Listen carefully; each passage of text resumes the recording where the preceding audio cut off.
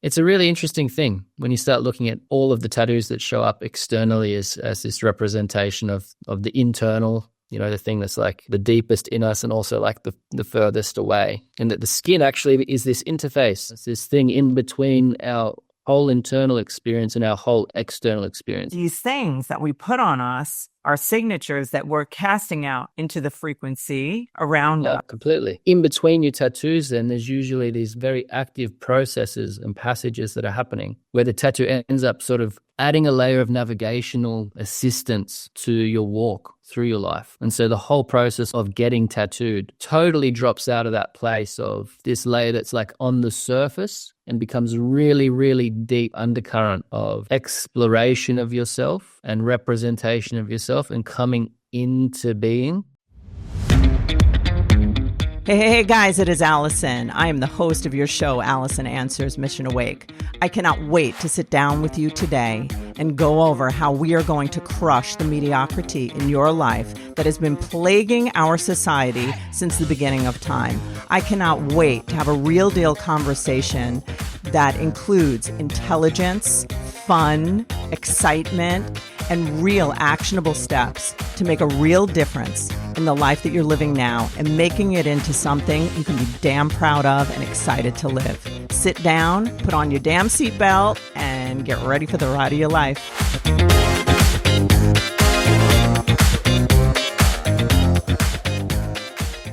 Hey guys, how are you today? It is Allison from Allison Answers and Lager Counseling Services. My guest today is Mark Nara. He's a professional tattoo artist and he specializes in intentional tattoos. He explores the intersection with art and spirituality. He has over 15 years experience and has worked globally, engaging with clients from diverse backgrounds. Mark's approach emphasizes creating meaningful tattoo experiences that align with an individual's character, that both aesthetically and energetically. So I'm really curious about that. I have a bunch of tattoos and I have found different spiritual moments about them that seemed outside of the choice of the tattoo. So I just thought he would be an interesting guest that would widen our perspective on things. I know a lot of people who listen here also do have tattoos. A shout out to my Arate friends, where a lot of us have tats for some reason.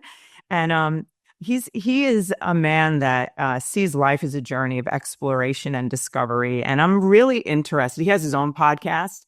And I'm going to let him introduce that to you. But without any further ado, let's just dive in and see what this artist has to share with us. Okay? See you on the other side. Hey, guys. How are you today? It is Allison from Allison Answers and Lager Counseling Services. As I mentioned, I have Mark right here with me, and we're going to talk about something that I don't understand, and I'm here to seek to understand more about what this gentleman does. I find it fascinating. So as some of you may know, I have a lot of tattoos, and I know that they have meaning to me, but I feel like there's a much deeper spiritual process that we're going to try and find out about with Mark. So Mark, I want to welcome you. Thank you so much for being here. And I would love to hear, could you explain to people kind of like the backstory, how you transformed into doing this? I mean, I might call it higher consciousness tattooing maybe, or something like that, or whatever it is that you actually call this, that you do. Yeah, sure thing. Well, firstly, thanks for having me, Allison. Appreciate it. Taking interest. That's the first part, I guess, to understanding your tattoos more. It's just going like, oh, maybe there's something else there. My path to, I guess, trying to fully understand what it is that I was doing to people when I was tattooing them. It took some time because I wasn't aware of it at the start. So initially it was all about art. I got involved after university, or same time as university, finished high school, started visual arts graphic design at university. At the same time, started a tattoo apprenticeship. I thought tattooing might be a cool career path, Yes. taken up with the image of it. I didn't have any tattoos yet, but there were layers to it that felt very honest compared to, I don't know, doing graphic design, something I was doing at university, or trying to make it as a painter or something. I thought, hey, I can get paid. I can be doing artwork directly for the person that's paying me, and they'll keep it. And there's no sort of commercial aspect of on selling and whatnot. So there was like a genuine draw card to tattooing, but being young and still like being very, I guess, on the surface of life, I hadn't really delved into myself or the more to life yet. I did get swept up in the industry and the contemporary tattoo culture, which was really important. That was almost like a university education as well, in this industry, this immersion of starting to get tattooed and tattooing people and understanding what that whole dynamic is. Little known to myself, I didn't realize I was getting put through something like that. I thought I was actually just becoming part of this industry. I genuinely wanted to be, the best artist, and sort of could picture myself in the place of these other contemporary artists that were doing really well and stuff. But it was probably about, I think 2012-ish. So I started in 2008. I was only 20 years old.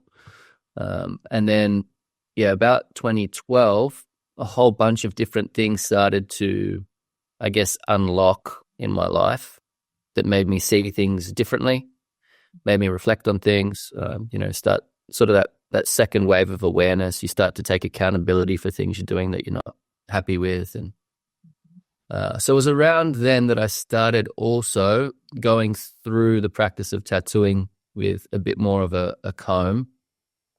So it's like, what am I doing with my life? Why am I doing these things? As a consequence, it's like, well, why am I tattooing? And what am I doing to people when I get tattooed? What are my tattoos about? Probably the first time I started to see the empty layer, this layer that I thought was like enough to substantiate a tattoo that actually was like quite fickle. And so it's just been sort of unraveling since then. I've done a lot of travel. I've had had some like pretty significant teachers or mentors outside of the tattoo industry that were able to educate me and show me things and help me develop what I was doing. Also connected with a lot of sort of traditional cultural heads within different countries' tattoo systems, which are intricately connected to their whole culture. So tattooing, as we practice like in like a Western global form, is very isolated from a bigger cultural story. It's there, and like bits of all of these mixed stories show up in our tattoos. So you can kind of take a pulse if you look at everyone's tattoos collectively, but they're not as cohesive as they have been in the past for older cultures, where the tattoo was like kind of just this extension of a healthy and balanced societal vision and image and that sort of thing, So that's kind of been an overview of it. It's like getting in as art, going through a process of waking up myself, and then, tattooing being something that's definitely a rock for me. It hasn't gone anywhere. So tattooing's been pulled through that same process, I guess. Yeah, it sounds like it happened. Like it was like you were learning about you and about. Your use of language I find interesting, because you're saying what I was doing to people. Like I didn't know what I was actually. And if you think about it, obviously, what you have, that there's this permanent expression on people that, and a lot of people do it very lightly, right? Like, because it just looks cool, right? I want to tell you a little something. I'm interested to know what you would say about this, because it's fascinated me. And it's a little sad and dark, but I'm not saying it because it's sad and dark. I just think you'd be a person that might know a little bit about this. So my very first tattoo, I might even cry when I say it. Sucks. I don't want to cry. But my first tattoo, it was scheduled like way in advance. So when I went to get this tattoo, prior to getting it, even the day that I was going to get it, I couldn't think of what to get, and I was like brainstorming and like I wanted it to have all this meaning, blah, blah, blah, right? But what was really crazy so this was my first tattoo. And what was crazy about it was what that day marked. So that was the day, my first tattoo. I got my tattoo at like 11:30 in the morning. And I'm going to cry. I don't want to cry. But at 4:30 that day, my husband died sometime around that time. On that day. Yeah. He never saw it. Right? So, and what that tattoo was, this is what I put on was awaken sweet soul. And that was Wow. yes. Wow. Firstly, my thoughts for your late husband. My condolences. That's tragic. It is. You're speaking to one layer. Yeah. It's very obvious in your case that a lot of people don't always reflect on, which is a point in time. Yes. So, all tattoos will capture a point in time and carry that. So we use the word record keeping at Tattoo Pathway, and the basis of that is that when you break the skin, it starts to record information. It's like that's an immune response, right? Because it's trying to work out what's being put into the body so that it can develop a response for future, invasion of something. So we're kind of hacking this.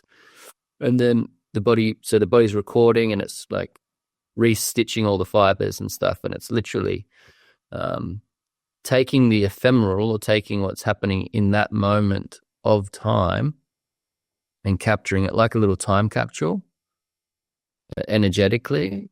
Yeah. And then carrying that, so making the ephemeral transcendental. So that's something that you then bring through time from that moment with you. And that's what ends up bearing weight on you or having an influence on you as you move through time. So obviously that's something that just happened, at that point in time.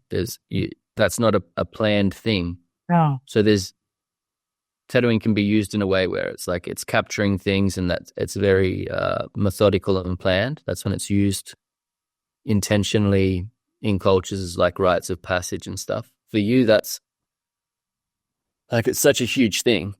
Yeah. It's happened with your first tattoo. And how do you feel about that tattoo? How does it feel when you retell that? I find it well, I feel like crying whenever I tell it, but I also find it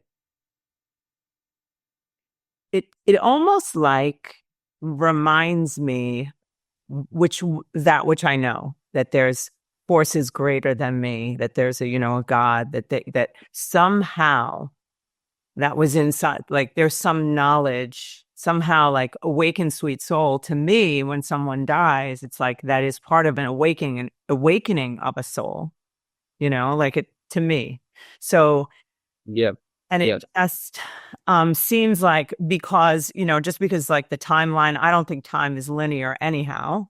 So I think it's, everything's, it's all now. So I just feel like there was just in a way, there's some comfort in knowing, I know that and another symbol to me is that I know that I could take that tattoo and curse it. I could say, oh, this is a memory. This was destroyed, that first tattoo, because of this tragedy. Or I could say, this was, a sign of comfort. So I think like with most situations, we do have a choice, the interpretation we put on it, right? So that's how I choose to as a comfort, but what I'm fascinated, and I love it, and I knew this is why you were going to be on here. Couldn't figure it out, but it was also because what you just said, I'm always talking about our body is a record of memory, right? And like I never even thought of what you just said about, you said that when you break the skin, that is like it's did you say record keeping? Is that the word you used? What did you say? Record keeping. Yeah. Yeah. That Record is keeping. fascinating. And that the Mhm. body is responding to that. Yeah. That's Yeah. true. But I never thought of it. And like, so like, do you feel like then you were saying, do you feel like it then cascades out and influences like, because then I've gotten other ones. Oh, I also got something else. Wait, I can't believe I didn't tell you this. Yeah. 2 tattoos that day. There was another one. I got Like, tattoos that day. yeah. Okay. What's the The other one? other one was, it's on here and it's just words and it says, surely goodness, dot, dot, dot. And what that is, What's it? it's this scripture, surely goodness and mercy will follow me all the days of my life, and I will dwell in the house of the Lord forever. But it was just surely goodness. So I felt like that was the message to me, like, Yes. you're good. Surely goodness will follow you all the days of your life, right? Like you don't have to. Yeah. Yeah. It was a message to me of love and comfort.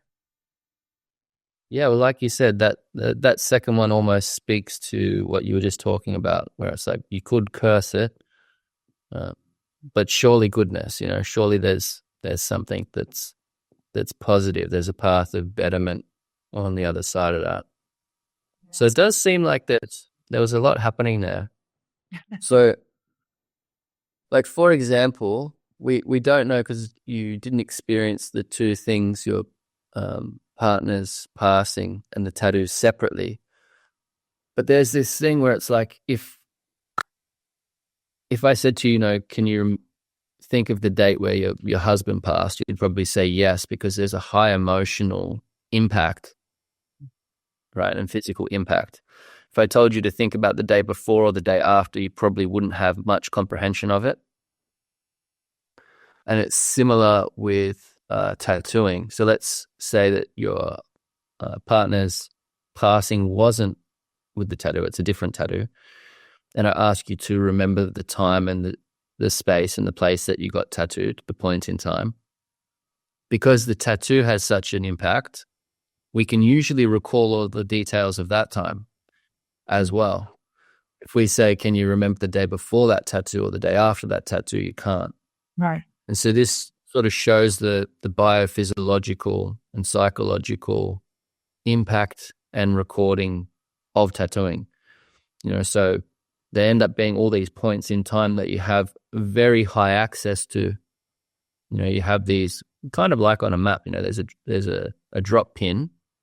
You have all these drop pins that are in your body, in your being, that you have access to. And if you string them all together, it's usually that can become a tool that's far more useful than anyone gives it credit for in understanding why you are where you are and why you think you are who you think you are. And, if you get the magnifying glass out and you pay really close attention to it, then, yeah, there's a lot of answers there. If you start to do the Sherlock Holmes thing, Yeah. and start looking at all the information you got.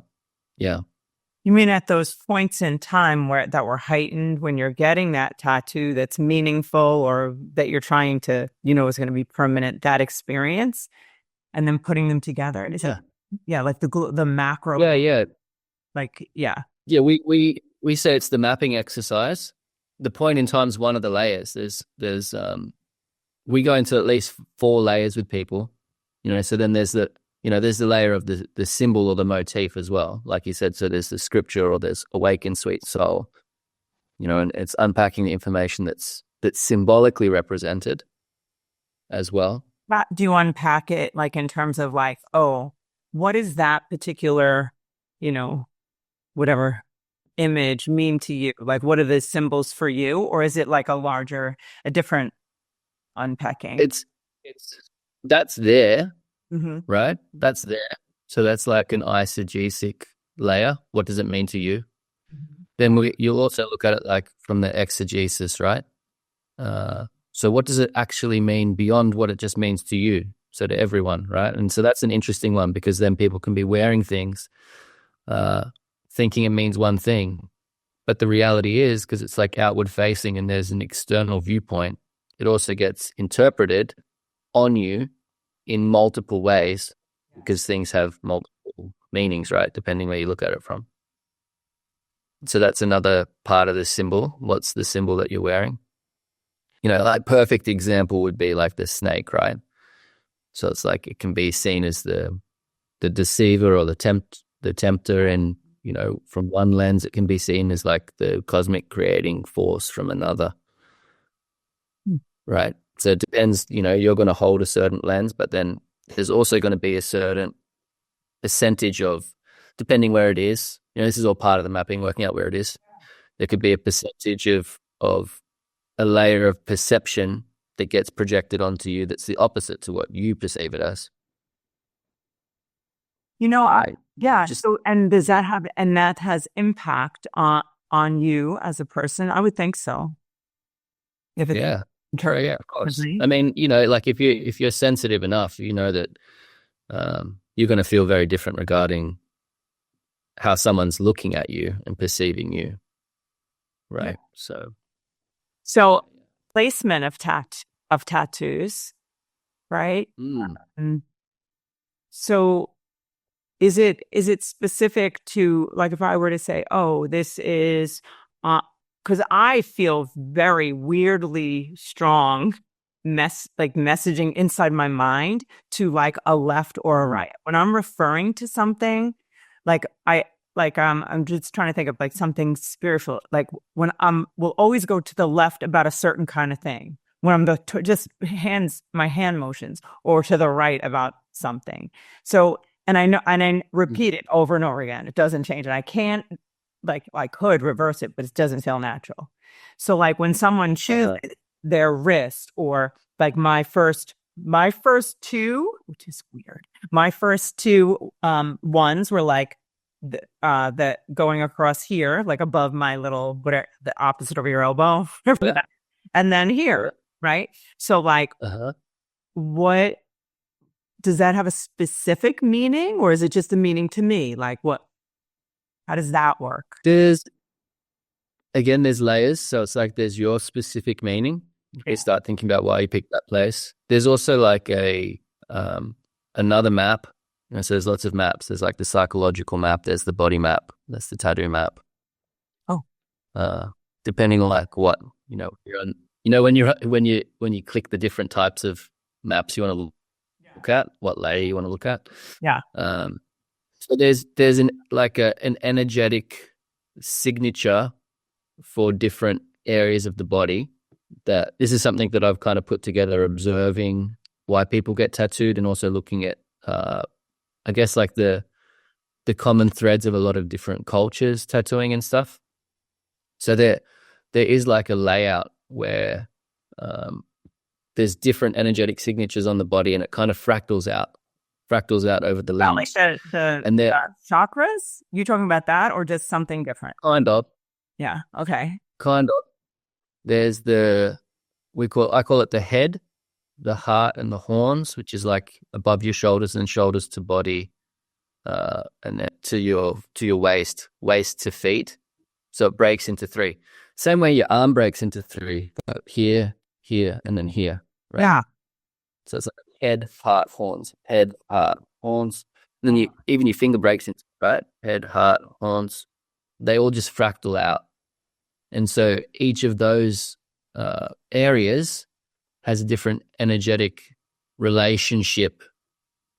And again, it's kind of just like a supposition at this stage, because we're, we don't know, but we're just observing with people. By doing the mapping, we're getting like a bit more of an idea of like just, how accurate that is. But it's pretty broad stroke. So it's not like zooming in and saying, because you got tattooed here, it means this. Like a real basic one is like if you get a tattoo on your, let's say your hips or your thighs and around that area, which is real common in older cultures, that's your place of power. So this sort of lower section, or the horns, is a place of power. It has to do with like instinct. It's about what you do in the world. opposed to the sort of upper section, torso and chest and that space, which is the heart, which is obviously about love, and that's, who you are in the world, and it's very intuitive based opposed to instinctive. So they're kind of broad strokes. That's why it's like an energetic signature of that area, because it just has like a bit of a flavor that might give more insight to what is going on with someone when they're getting tattooed there, what might be motivating, what it might be actually about, and there's this sort of positive lens where it gives you more insight in a way that's like, oh, okay, that's really confirming. But there can also be like quite an abrasive layer of that inquiry for people too, where it's like, oh, okay, so I'm doing this thing and this story is impacting that layer of myself, or that layer of my perception in a way that isn't the most appropriate, that isn't really well fitted to who I am. For me, this is where it gets really interesting, because that's when people can start to get these reflections around the layers of their story or of who they've been in the past that isn't beneficial to them. There might be a layer of something that's like potentially holding them back, or something that they're, when someone has a story, like a real simple one might be that someone just has like a victimhood story or something like that. Yeah. So you can just go in and start to sort of like find different things within it, or for us, it's just guiding people to find it for themselves, it's their own process to sort of try and work it out.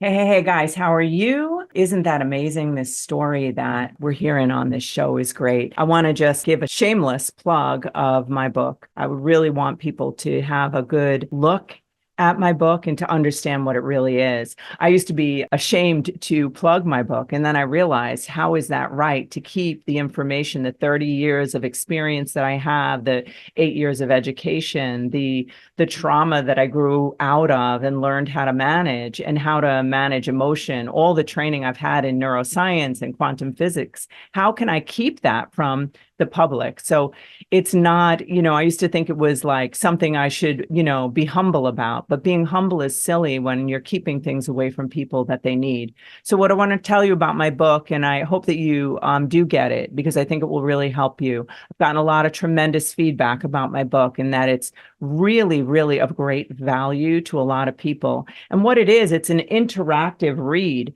and there's inside of it, there's journal entries. So as I'm teaching and going through the book and teaching you how to create the life you want by understanding how you're wired, how your thoughts, feelings, how your words, how thoughts are things, and the neuroscience behind it, and how we are programmed from the time we're 0 to 7 years old to live a life of mediocrity, or a life of poor design because of meaning that we attached to events when we were children that just became our programming. What I want to tell you is that there is a way out, and it's a simple way. It's very simple. I believe in the simplicity and the grace in healing, and that it doesn't have to be a big work. So I would love it if you'd get my book. It's a best-selling book on Amazon, and it's my first. And I encourage you to get it. It's called The Wake Up Call, an interactive read for building the life you want. I don't think you'll be disappointed. Thanks so much for being on the show, and let's get back to it. I'm going crazy right now in my mind. I'm like, I have so many questions, because I love the tattoos you showed me on your arms are really balanced, which is great. Okay. But okay, so you know what happened? That balance, pretty balanced. Yeah, I'm balanced. But I say, wait, right. Yeah. But this is my question. I'm just using me as a guinea pig. Okay. So that's fine. We can do that. I'm the guinea pig right now. So I just recently got a tattoo. Not that recent, a few months ago, right? And before, every time I'm gonna get a tattoo, I'm like, I don't know what to get. And then it's like, it's like 15 minutes before, I'm like, shit, what am I gonna get? So I was like, what has really meaning for me? And and that the meaning will never end. And what I came up with is my son had a whoopee. And it's like I don't know. Yeah, whoopee. Are you in Australia? Where are you from? Yeah, Australia. Australia. So I have friends in Australia. So basically, whoopee would not be a word you use. So like it's baby, like he was a little stuffed animal, like his like whoopee, like his like thing he loved, right? Yeah. And we still have it. And he's a grown man. Yeah. We have that thing. And the whole family, it has so much meaning. For some reason, we call it liony because it's a lion. We all call it liony, right? Yeah. So I said to the tattoo artist, I go, here, this is liony. Can you duplicate liony? And she's like, sure. So she draws out a picture of liony, right? And it really looks exactly like liony. So then, Yeah. Yeah. putting it, I'm going to show you where. I'm going to stand up. Yeah. I put it on here. Do you see liony? That's liony. Yeah. Now I look at that. That's liony. This is liony. Can you see him? I don't know. Yeah. He's just a single thing. Yeah, he's cute. Yeah. Okay. So then afterwards, so I really care about what I look like. So then I'm like, I have a little stuffed animal on my arm, on my upper arm. Mm-hmm. I had, even though I love liony, like so close to my heart, I'm like, why did I put that there? Because now, like I feel like it kind of looks, sometimes people have like, I'm not criticizing anyone, but like if they have like a lot of young little things on them, like kind of like like Disney characters or something, like I just not my style, like to have like, it would be more, So, but I love liony. So I have like conflict. Oh my God, who knows? Maybe I have conflict over my son and wanting, oh my God, holy shit, I'm doing this myself. No, because lies. I love this particular son so much, but I always feel like a little worried about him. Like I don't have like conflict necessarily with him, but conflict about him feeling loved and just like what happened in our lives. Just maybe that's it. And I put liony here because like a real love then. Oh my God. Yeah. So and like if we use those energetic signatures that we just talked about, so that's this section here, which is haunts, which is what you do.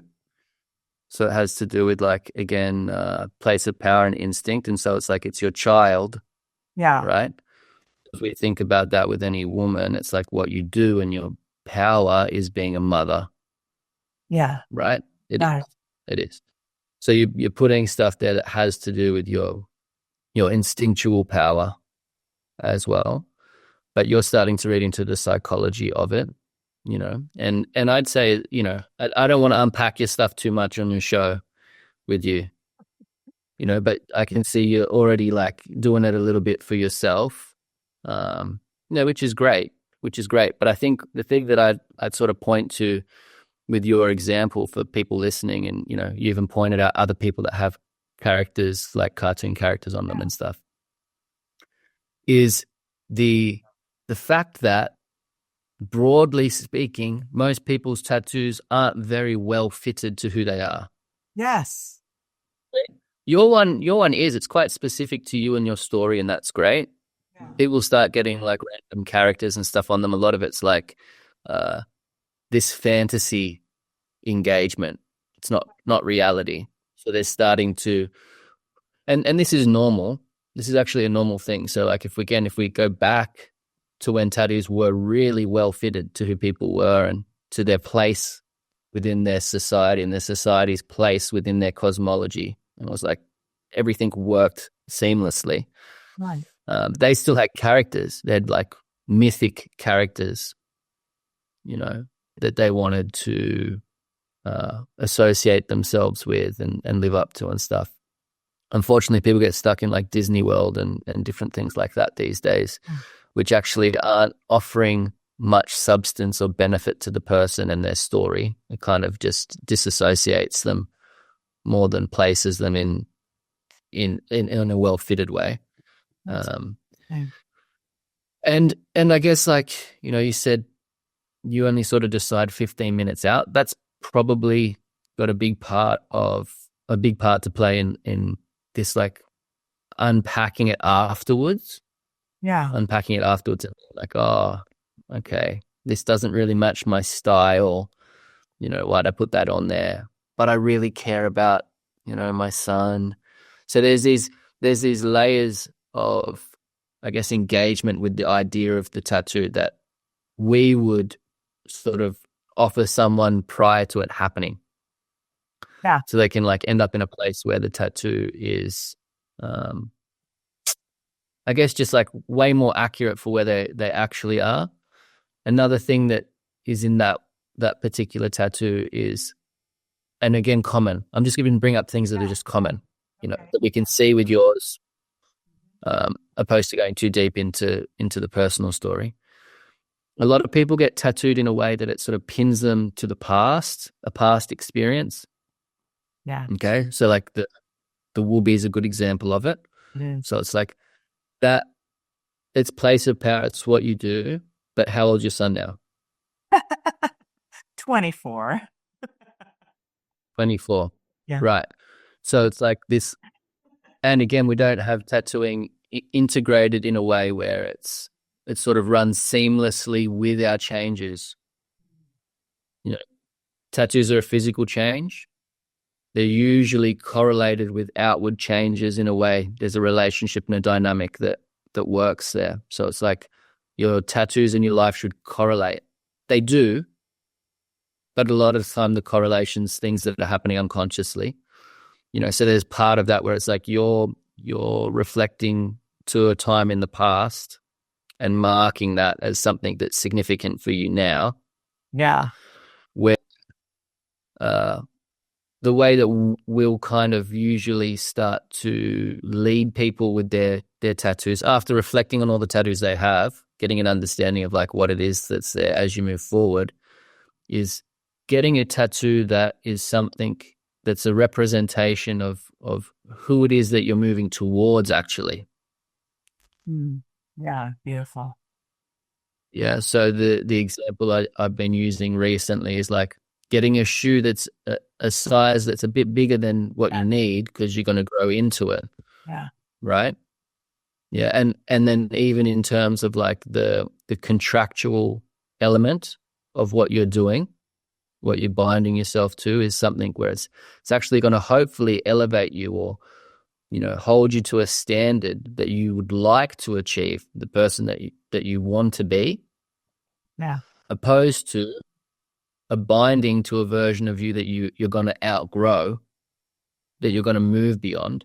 Yes. So it seems like it's almost like a bit of a time delay happening in the one that's there for you, where it's like it's representing something for you, sure, but then there's also maybe a process of, like what's happening then. That's what you're talking about already. Like it's there, I love it, but it doesn't feel like something I want to. So what's happened? I am getting such a deep revelation. I'm like crying over here, but this, like, it's actually where it is. Because for some reason, it being there makes it, I feel like it takes away from the way I look somehow. Like, but it's not that I like the tattoo. Like if it was maybe a little lower or not, I thought I wanted something up here, but I realized I don't, But what's incredible? What you're saying is so powerful because you're talking about time, which I never thought of that. But if I was going to signify, and listen, I'm not trying to make this about me. I'm like trying to learn about you in what you do, and I'm learning it by using this example. I hope this is okay for you. Yeah. And doing that. No, it's great. Yeah. Great. It lands somewhere more personal when you're using your tattoos. It makes more sense that way.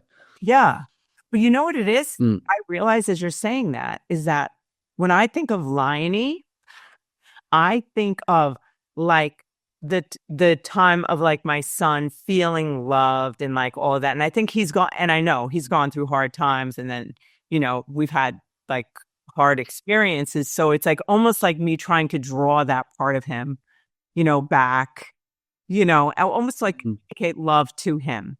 But then I put on right next to it is hummingbirds, like coming to this little Liony right there. So those, are they hummingbirds? Yeah. These little like hummingbird.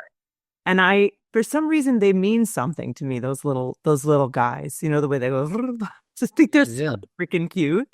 And I just feel like they just life and they're just adorable. And I don't know.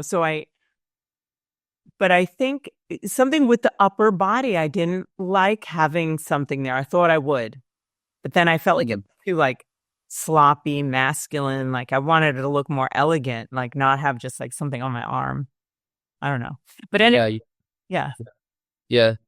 With the aesthetic thing, it can be quite challenging. And I mean, I'm trying to speak to lays that are kind of relevant to everyone that's listening. Whereas maybe the process that when I personally take someone through this stuff, it probably goes a bit deeper than it needs to for everybody that is just partaking on their own process at home or wherever, right? But okay, let me put it this way. This puts like something into perspective that's really different in our contemporary space. Okay. Yeah. Choice, even just having choice in what we get, is a contemporary thing.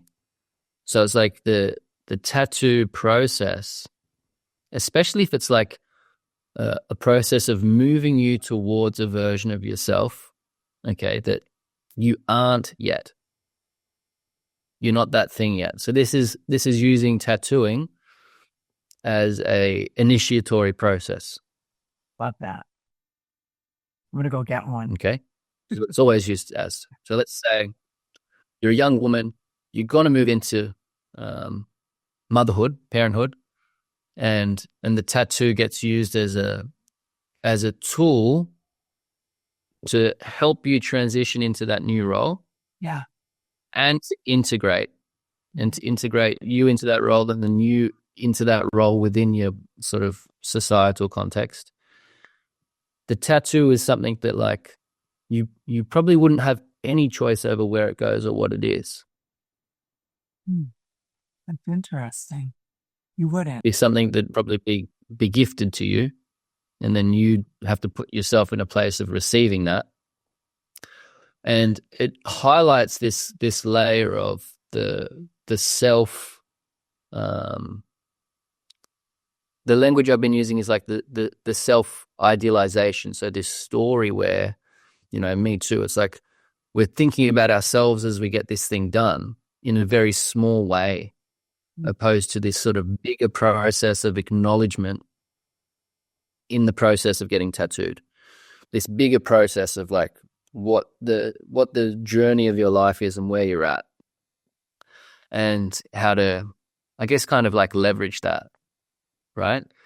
And so there's this part around being able to choose and to steer what it is that we get tattooed that allows that small self to get involved in our decisions in a way, right?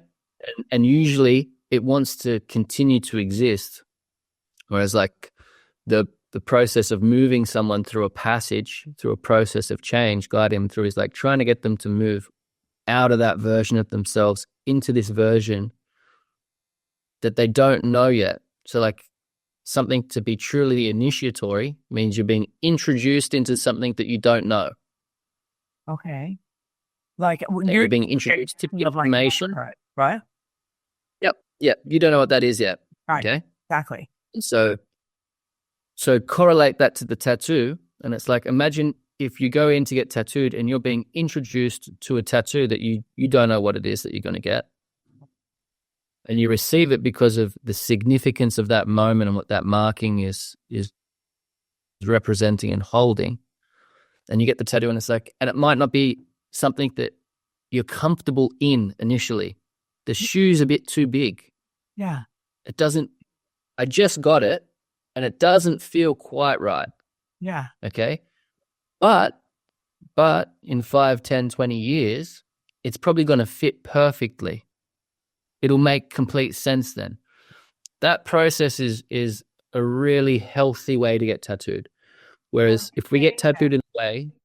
Are you saying you would, like, let's say a woman wants to have a child, she hasn't had one. She comes in, she gets something that's unknown to her.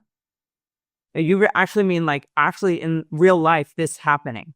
And it's a symbolic of her transformation into motherhood. Are you saying that? Yeah. I'm saying like that would be closer to how tattooing has been used for the longest time. Yes.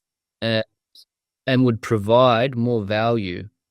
It would provide more value because it would then end up offering them a process of like, yeah, introduction and guiding them towards something they don't know, which is who they actually are moving towards. Whereas if we move into a place of like wanting instant gratification or validation of who it is that we currently think we are, we lose the opportunity to move into that next space. This is the getting tattooed in a way that binds you to the past. So it's like if the tattoo is this is who I currently am and I know who I am, and then I get this tattoo, right? Inevitably, you're going to move away from that point in time and you're going to change, but the tattoo is holding that version of you. Yes. Does that make sense? Fudge. How do we get out of that? I don't, yeah. But I hear you. No. Like, no, fuck no. Okay. So, all right. Okay.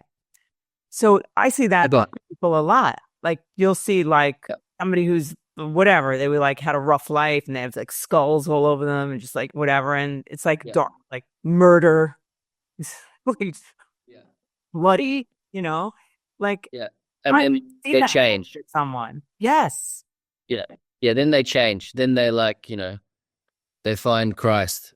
Yeah. And they're no longer a criminal. Yeah. Right. Right. But they go to the beach and everyone sees the, you know, the skull on the back, and they go like, oh man, that guy's a criminal, and he's not that person anymore. Right. So it misrepresents who he is. Yes. And everyone feels that, and he feels that, and it's really uncomfortable. The shoe's way too tight. His foot's outgrown the shoe, right? Yeah. So what does he do about that? So I use the term post-tattoo identity disorder to frame it up in a way that people can understand, where it's like there's a layer of identity that is misrepresenting who you are. Yes. And that it adds a big distortion to your experience, right? So what do?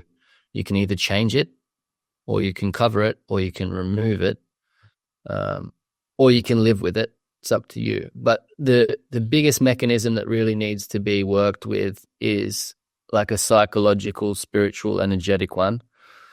You know, the physical's important as well, but some people can get to a place where they can like wear something that isn't completely right if they understand all of the sort of like more subtle mechanisms and get their head around that. They don't just try and avoid it or ignore it or bury it.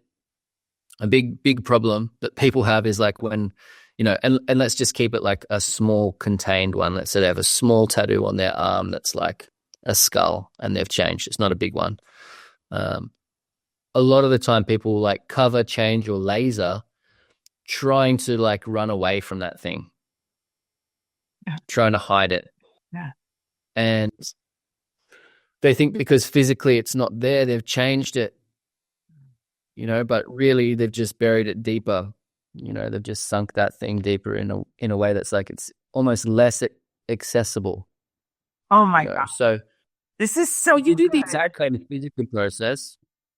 Yeah, you can do the same physical process, but it's more about going like, okay, well, let's use a little bit of honoring and reflecting and reverence and being completely accepting of the stage that I was at there because it was valuable, you know, harvest what we can from that before we change cover or bury it, you know. So when I cover something, we say it's like a burial site. On this, if we use this as like a landscape, again, we're saying there's different energetic signatures. Similar to any sort of environment, if you start looking at the land, there's like different energetic signatures and ley lines and stuff. So where you're going to build something in the environment, it's important. You know, like you wouldn't build something in a certain spot, or you would build something in a certain spot. And if you were to bury something somewhere, that becomes usually quite a significant spot, especially if you do it with reverence. So if you're not trying to hide a body in the backyard, Okay. You're not trying to run away from something and pretend it didn't happen.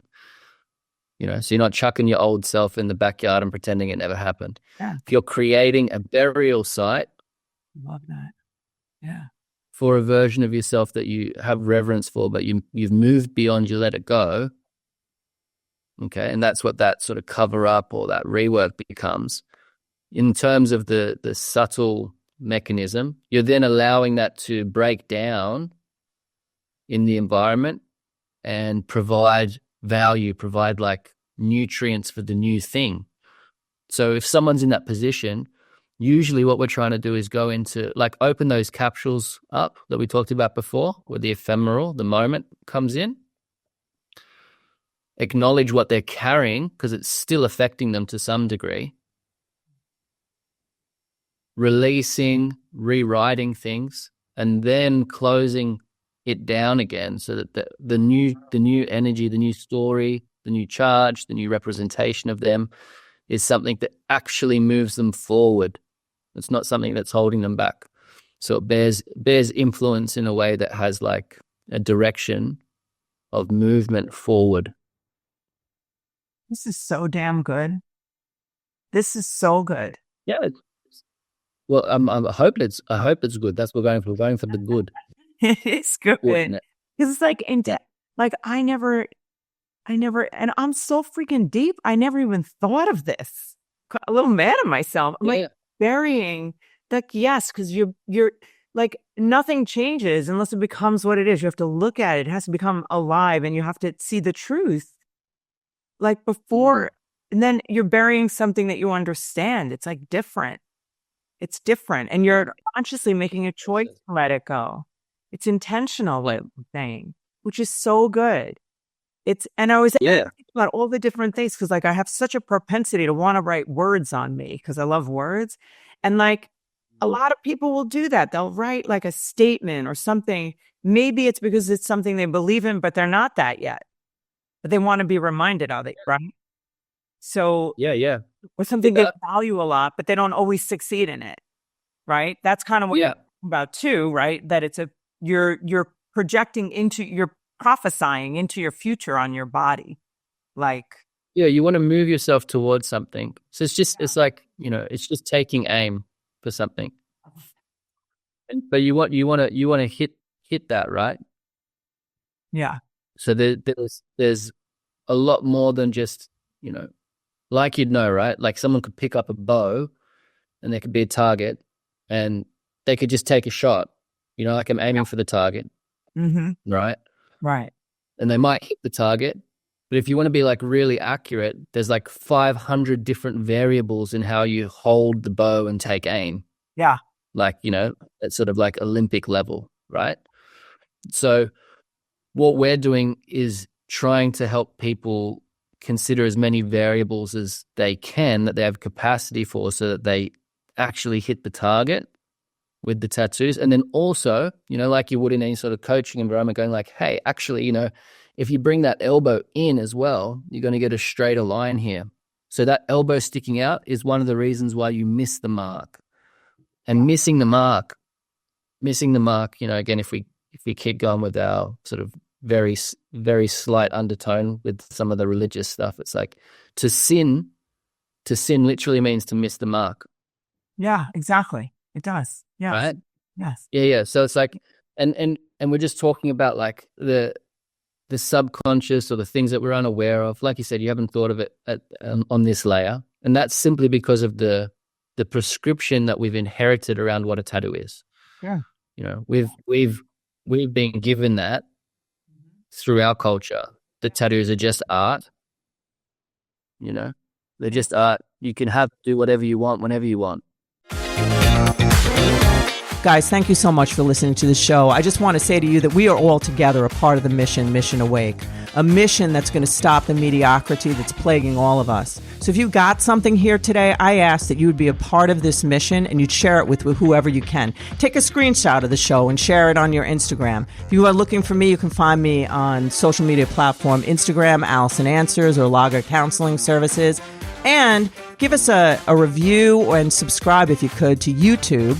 Allison Answers. That's where you're going to get a lot of content. I drop stuff every day, goofy stuff, all different kinds of stuff. 5-minute videos that just get you moving in your day. Have a great week.